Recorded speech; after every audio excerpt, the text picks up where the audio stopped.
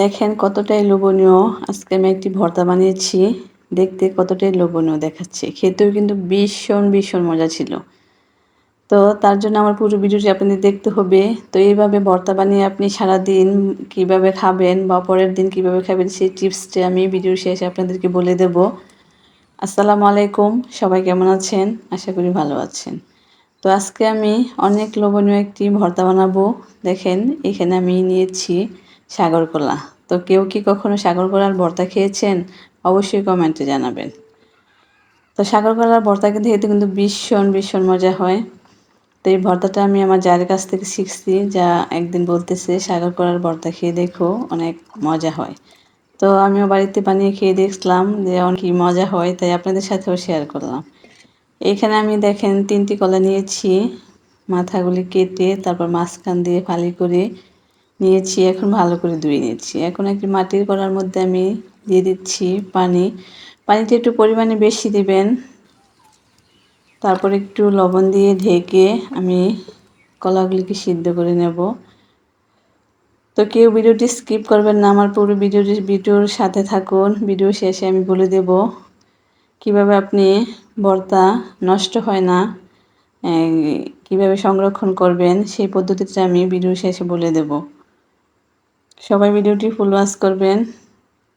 এই যে দেখেন কলাগুলি সিদ্ধ হয়ে গেছে। এখন আমি কলাগুলি নামিয়ে নেব। কলার মধ্যে পানি বেশি দেওয়ার কারণ হচ্ছে এই যে কষগুলি বের হয়ে যায়, এই জন্য আমি একটু পরে পানি বেশি দিয়েছি।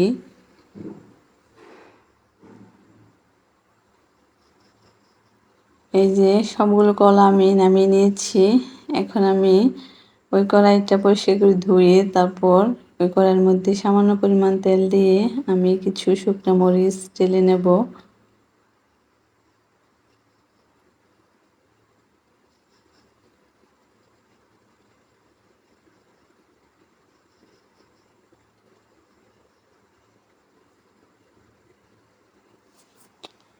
এখন আমি পেঁয়াজগুলিও হালকা করে ভেজে নেব।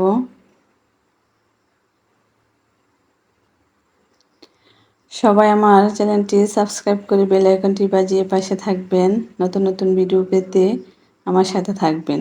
সবাইকে অনুরোধ করব সবাই আমার চ্যানেলটি সাবস্ক্রাইব করে বেল আইকনটি বাজিয়ে দেবেন। তো এই যে দেখেন পেঁয়াজগুলিও ভাজা হয়ে গেছে। পেঁয়াজগুলি আমি নামিয়ে নিচ্ছি। এখন আমি ভর্তার জন্য সব কিছু রেডি করে নিচ্ছি। এই যে দেখেন মরিচের ডাঁটাগুলি ফেলে দিচ্ছি। তো এই যে কলাগুলি আমি খোসা সহকারে ভর্তা বানাবো, তার জন্য আমি এই যে ছোট করে কেটে নিচ্ছি। যেহেতু লম্বা খোসা, এগুলি বাটলে তেমন ভালো দেখা যাবে না, এই জন্য ছোট করে কেটে নিচ্ছি। এই যে দেখেন আমার সবগুলো কাটা হয়ে গেছে, রেডি করা হয়ে গেছে। এখন আমি ভর্তাটা বানাবো শিলপাটায়। কেউ ভিডিওটি স্কিপ করবেন না, আমার সাথে থাকুন। ভর্তা কিভাবে নষ্ট হয় না সেই টিপসটা আপনাদের সাথে আজকে আমি শেয়ার করব ভিডিওর শেষে। এই যে দেখেন আমি এখন শুকনো মরিচগুলি বেটে নিয়েছি। এখন আস্তে কলাগুলিও সবগুলো কলা আমি বেটে নেব।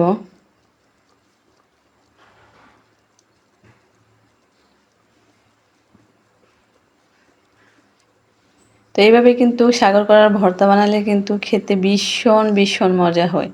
আপনারা বাড়িতে একবার হলেও বানিয়ে খেয়ে দেখবেন। বলছিলাম ভিডিওর শেষে আমি ভর্তাগুলি কিভাবে ভালো রাখা যায় সেই টিপসটা আপনাদেরকে বলে দেব। তো এই যে আমি আজকে তেলের মধ্যে পেঁয়াজটাকে ভেজে নিয়েছি। এইভাবে যদি আপনারা পেঁয়াজটাকে ভেজে তারপর ভর্তা বানান, তাহলে কিন্তু আপনার ভর্তাটা সারাদিন খুব ভালো থাকবে, একটু নষ্ট হবে না। তো সবাই এভাবে ট্রাই করে দেখবেন।